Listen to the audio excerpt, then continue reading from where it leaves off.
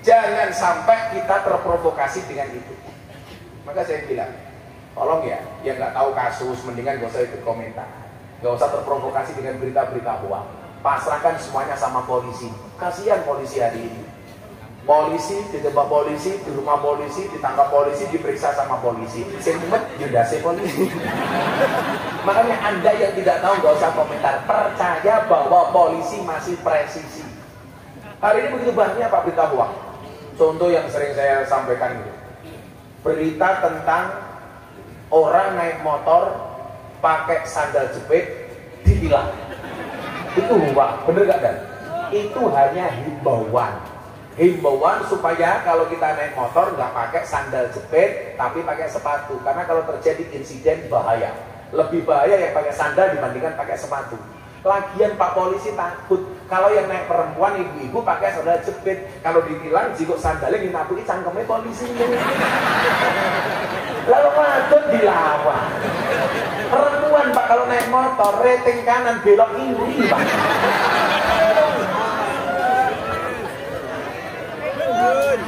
Kan perempuan nggak pernah salah. Undang-undangnya nomor 1 perempuan nggak pernah salah. Nomor 2 kalau salah lihat pasal 1 itu perempuan.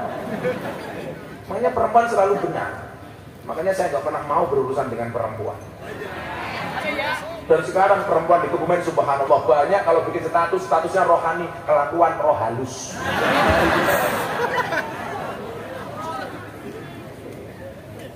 Coba, kalau kita ingin mendapat hidayah, caranya bagaimana? Jangan menganggap diri kita paling benar. Makanya kiai itu punya metodologi masing-masing. Dengan cara saya, orang bilang begini Pak, Gus Miftah itu kayaknya dukun, penampilannya kayak begitu. Loh, Anda mengatakan saya dukun dari mana? Blangkon. Blangkon ini budaya. Anda mengatakan dari mana? Orang sekarang ini kamu bilang dukun. Bulus pesantren rawuhan Gus Miftah, kiai ning ganteng lan ugi gagah, tapi sayang senajan gagah bojone ora nambah-nambah. Ora nambah, ora masalah, sing penting disayang jamaah. Batang apa itu ya beda. Ipet, gorengan kopi, diseret sapi, amit-amit bocah saiki, durung ijab wis wani ngeloni.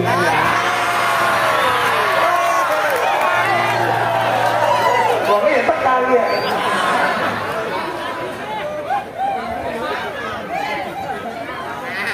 Cocok. Satu kiai tuntun. Nomor 2 kiai catur. Ini beda lagi Pak. Kiai catur tuh kiai mainannya politik. Tundang partai merah serbannya merah. Tundang partai hijau serbane hijau. Tundang partai kuning serbane kuning. Nanti malaikatnya mau mendas. Ini kiai model apa? Saya nomor 3 kiai sembur. Lah ini kiai sing rodok perdukun. Tapi saya senang, gak masalah Mas. Toh kita juga butuh kiai yang sembur, bukan dukun ya, kiai sembur. Orang datang ke kiai minta diasma, itu boleh-boleh saja. Toh mohon maaf, tetap air yang didoakan itu pasti berbeda dengan air yang tidak didoakan. Ini ada model-model kiai seperti ini boleh. Kayak saya minum kopi, saya fatihah, saya doakan Allahumma ij'al hadzal ma' syifaan likulli da'in innallaha 'ala kulli syai'in qadir, supaya jadi obat. Kalau Bapak pengen tahu khasiat fatihah, tak kasih tahu Pak. Anda punya kopi panas, bacakan fatihah 100 kali, langsung dingin Pak.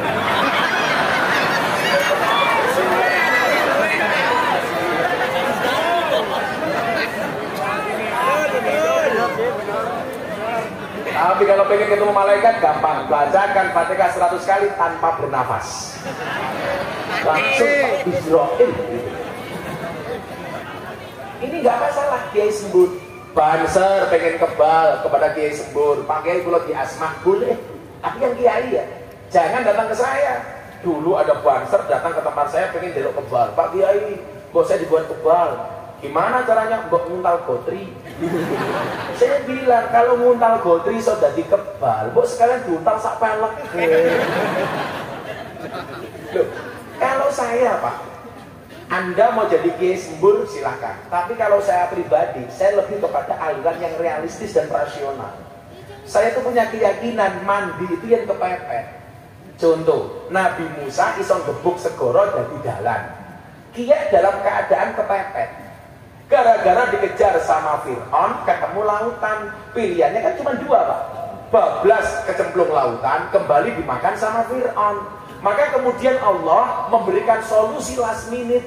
Makanya jangan kaget kalau Anda punya masalah, biasanya solusinya di detik-detik akhir. Betul? Sudah cah kuliah, ngerjain tugas, nggak rampung-rampung, begitu malam terakhir rampung. Makanya ada istilah SKS, sistem kebut semalam. Walah. Solusi itu pasti last minute. Mandiku yang kepepet. Akhirnya apa? Allah memerintahkan kepada Musa, Musa, gebuk lautan dengan tongkatmu maka akan jadi jalan.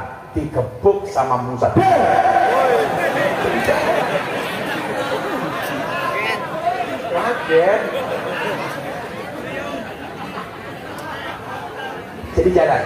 Saya mau tanya Pak, kejadian Musa gebuk sungai, gebuk lautan jadi jalan, itu terjadi sekali atau berulang kali? Sekali. Artinya apa yang pengen saya sampaikan?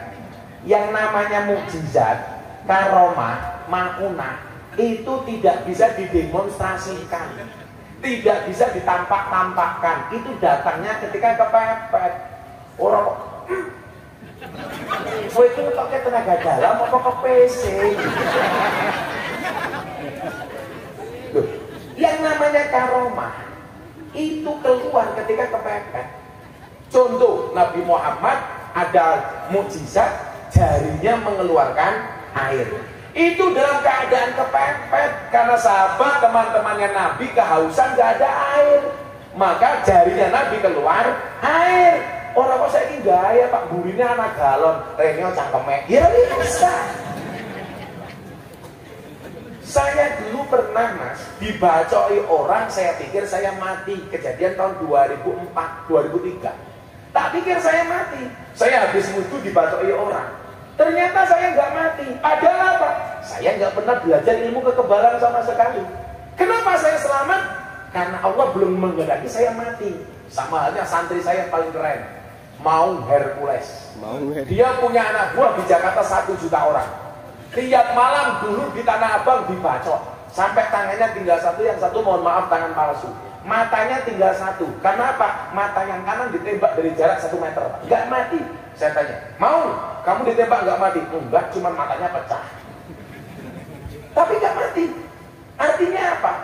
Bagi saya pertolongan Allah itu nggak bisa diuji cobakan. Itu datangnya pasti dadakan kayak tahu bulat. Lah sekarang mohon maaf, buayane narik jimat. Doh, bos. Itu Tony Boster watemu ni dobose pantas. Demi Allah, orang-orang yang berperilaku seperti itu gak akan lebih kondang daripada orang-orang yang mengajarkan kebenaran. Betul? Betul. Ayo ngono kowe percaya. Kalau Allah menghendaki Mas, mandilah kepepet. Tak kasih contoh ini Pak. Ini juara yang saya ceritakan. Tak kasih contoh, tapi harus degan dulu. Karena aku haus.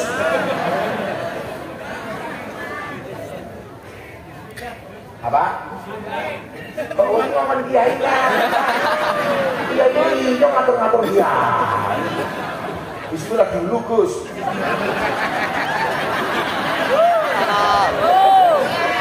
Bosok temen jangan ya. Hati-hati mulai resong ngaceng ya.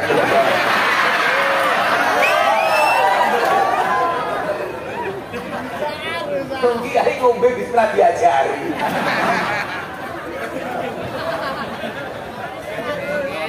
Berisiko Pak. Saya itu kan yang berbeda dengan yang lain. Karena saya punya prinsip kulla syai'in idza kasura rahusa illal adaba. Segala sesuatu itu kalau jumlahnya banyak pasti murah kecuali adab. Artinya apa? Kalau Anda pengen jadi barang mahal, jadilah yang sedikit. Kiai itu banyak. Yang ngurusi lonte jarang. Berarti Gus Miftah kiai jarang, kiai lonte. Cangkem.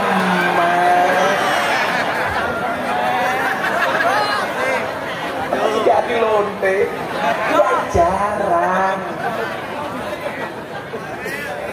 Barang dia menawi jarang berarti langka. Yang langka berarti antik. Yang nanti regane larang. Berarti Gus Miftah regane larang apa, murah bayinya. Sampai dengan ketua panitia nih. Ini ketua panitia. Saya ketua panitia nih. Anaknya siapa? Ketua panitia ini siapa? Kareng. Samsudin. Ini ketua panitia? Oh bukan. Potongnya aja gede-gede. Itu kayak inyong. Anak penelitian di rumah sakit. Wong lanang dia sing wetenge gede, manuke cilik.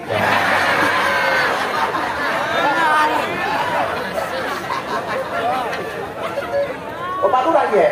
Wah lurah manuke cilik kepriye.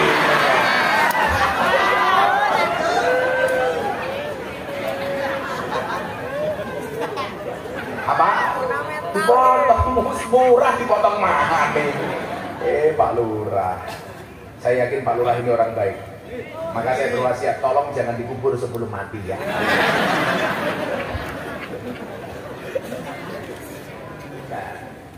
Nah, nggak ada masalah Anda menjadi kiai sembur itu nggak apa-apa. Lah, saya meyakini mandi kepepet Pak. Saya dulu Pak Nyuwun Sewu. Saya ada tamu sekitar tahun 2012 awal-awal pondok itu jadi berdiri. Insya Allah bulan depan ulang tahun pondok 16, 17, 18. Tanggal 16-nya konser Denny Caknan sama Happy Asmara. Terus tanggal 18-nya pengajian umum. Saya akan bagi-bagi door prize umroh di 8 pada Lurah Bulu Pesantren. Di Lurah Bulu Pesantren. Bulu. Iya Pak Lurah? Iya. Oh, bukan, oh camat. Camatnya biar urun apa ora ya? Urun. Langsung camatnya batin kiai ini asu.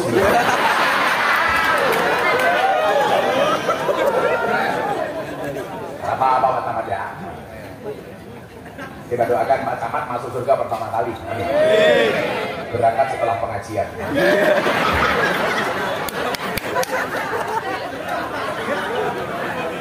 Berita kebenak ya. Nah, mudah-mudahan Pak Camat jadi sekda Kabupaten Belambangan. Dulu saya ada tamu Pak di pondok. Nunggu seminggu kata istri saya di pondok.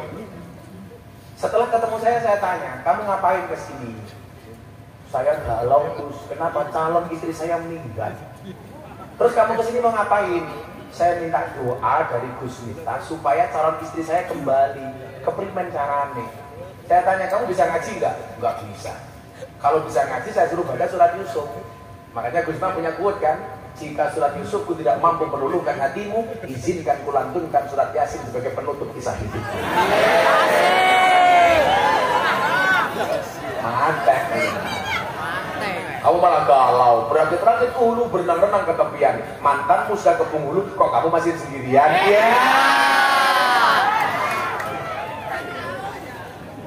Aku Real Madrid, kamu Barcelona. Aku sudah married, kok kamu masih berkelana? Ya.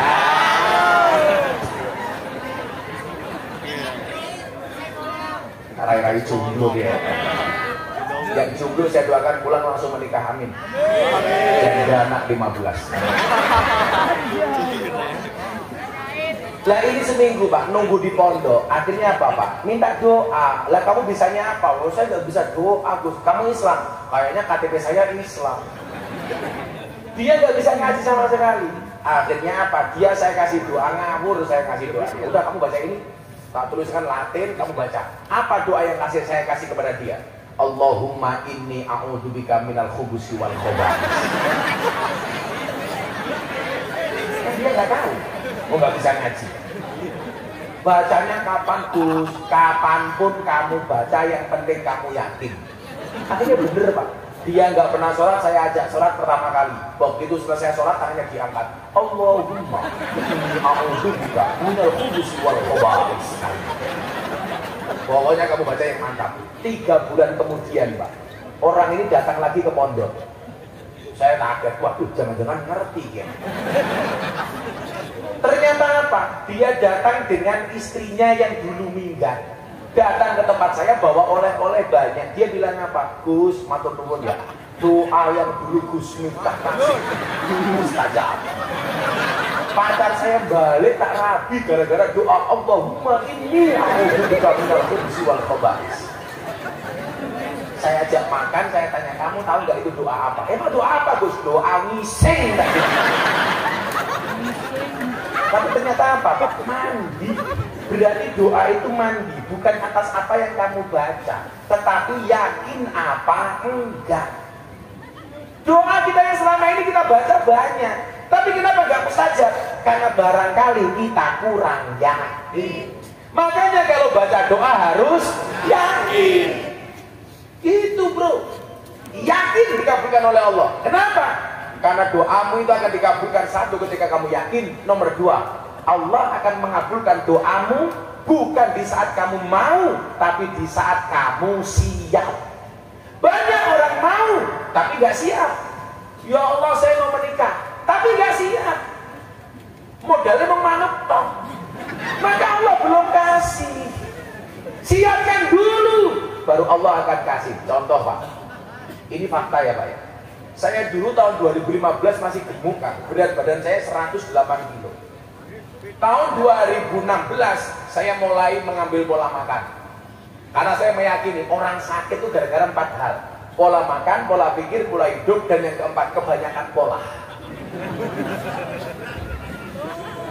Nah, bener ya? Kebanyakan pola. Akhirnya apa? Saya tata kembali. Mulai tahun 2015 akhir, saya menata pola makan. Bagaimana caranya? Saya puasa Daud sampai hari ini. 1 hari makan, sehari puasa. Termasuk bulan Ramadan, saya juga Daud. Oh ya kenal.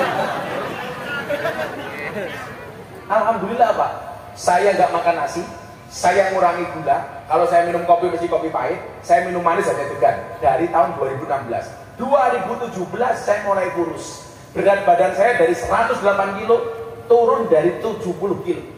2018 Allah bikin saya viral. Artinya apa? Coba bayangkan nggak? Kalau seandainya pas saya viral, saya masih gemuk, kan aku malu di foto. Selebel.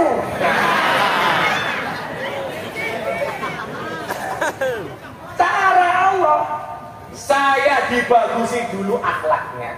Keikhlasan saya ngaji di klub malam ditambahi, body saya diperbaiki, begitu semuanya baik, baru kemudian Allah angkat derajatnya. Artinya apa? Di saat saya siap, bukan di saat saya mau.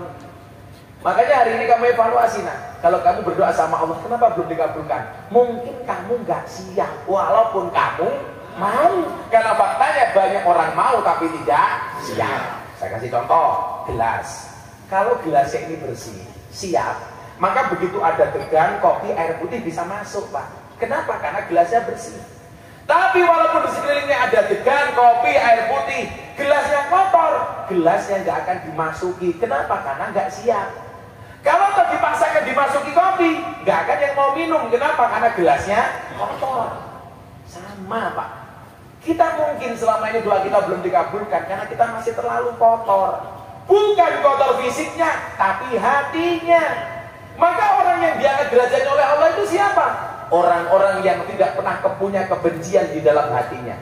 Maka bujuku lagi gumun, Mbak, Abah itu kalau dibully, dicaci, dimaki, kenapa nggak pernah sakit hati? Anda tahu, setiap malam 4 hal yang saya doakan. Lihat jari saya, jangan lihat cincin saya. Ini mau saya sampaikan. Pamer. Apa mas? Ketinggalan di tanggung mani. Pengajian amplop tipis kelangan cincin. Oh Pak, sampai Pak Camat. Nggak mungkin.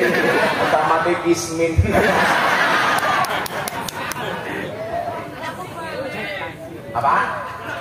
Jamet. Saya tuh dikritik Gus Miftah tuh kalau berpenampilan barang-barang mahal. Loh, beda Mas. Inyong kalau ngaji di Jakarta kancane artis. Saya punya prinsip begini Pak, tapi nggak perlu dicontoh ya. Kalau gara-gara atribut yang kamu gunakan, orang menghinakan dakwah dan Islammu, maka menggunakan atribut yang pantas hukumnya wajib. Saya kalau ngaji di Jakarta Mas, teman-teman artis itu, kalau saya tidak bisa mengimbangi mereka Pak, mereka nggak akan pernah mendengarkan saya. Makanya daripada dakwah saya tidak didengarkan, saya harus berpenampilan parlemen. Coba jamaah saya, Atta Halilintar, Raffi Ahmad, Lesti Kejora, Nagita Slavina, Aurel, yang terbaru idolanya orang Kebumen, Lucinta Luna. Wahyu Pak, tapi begitu meluk ada busine. Iya apa ya? Kok ganjil ya?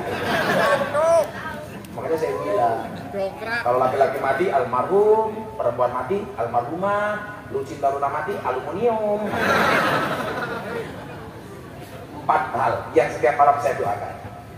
Alhamdulillah saya diciptakan oleh Allah Pak, hati saya nggak pernah sakit hati. Maka saya mau dibully, dibenci, dicaci, no way, nggak ada masalah. 4 hal. Kalau Anda bisa melakukan ini, Anda luar biasa. Yang pertama, setiap mau tidur tangan saya angkat. Ya Allah, ampunilah dosa-dosaku hari ini. Biasa orang berdoa untuk dirinya sendiri. Yang kedua, saya berdoa, ya Allah ampuni dosa bapak ibuku. Biasa. Yang ketiga, saya berdoa, ya Allah ampunilah dosa-dosa semua orang yang mencintaiku. Biasa. Yang keempat, saya berdoa, ya Allah ya Rabb ampuni dosa semua orang yang membenciku. Setiap malam Pak, Al-Fatihah. Saya berpikir begini, kalau Anda mencintai saya mencintai Anda. Saya mendoakan Anda mendoakan saya, biasa sama-sama senang. Tapi yang luar biasa adalah ketika kita mendoakan orang yang membenci kita. Itu baru luar biasa. Kita traktir kepada orang yang suka traktir kita biasa Pak. Tapi yang luar biasa adalah traktir kepada orang yang tidak pernah traktir kita. Anda memberi kepada orang yang suka memberi Anda, itu biasa Pak. Yang luar biasa itu siapa? Anda memberi kepada orang yang tidak pernah memberi Anda. Makanya ini coba kita evaluasi. Apakah Anda termasuk orang yang mau atau orang yang siap? Kalau sini jelas termasuk orang yang apa? Orang yang mesum.